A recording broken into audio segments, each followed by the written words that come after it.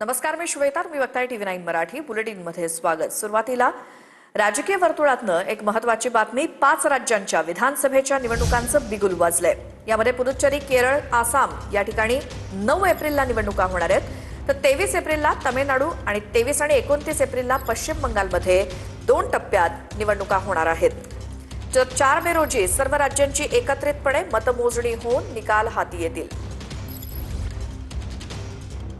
पुन्हा एकदा एक नजर टाकूयात कोणकोणत्या राज्यांमध्ये कधी निवडणुका होणार आहेत. एकाच टप्प्यात निवडणुका तमिळनाडू, आसाम, केरळ आणि पुदुच्चेरीमध्ये होणार आहेत. तर 2 टप्प्यात पश्चिम बंगालमध्ये निवडणुका होणार आहेत.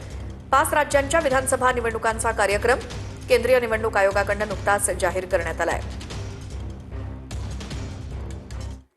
तर 23 एप्रिलला महाराष्ट्रामध्ये राहुरी आणि बारामतीची पोटनिवडणूक होणार आहे. तर 4 मे रोजी मतमोजणी होणार असून निवडणूक आयोगाची तशी घोषणा झालेली आहे.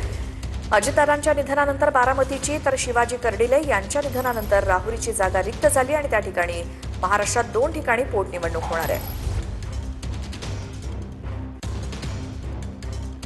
निवडणुका या मला असं वाटतं की बिनविरोध व्हाव्यात आणि एकमताने सर्वांनी मिळून निर्णय करावा असा आम्ही प्रयत्न करू.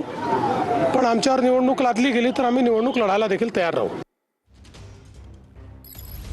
तर मुख्यमंत्र्यांनी सांगितलंय की या निवडणुका बिनविरोध होतील अशी अपेक्षा आहे. बारामती आणि राहुरी यासाठी 23 एप्रिलला महाराष्ट्रामध्ये पोटनिवडणुकीची घोषणा झाली आहे.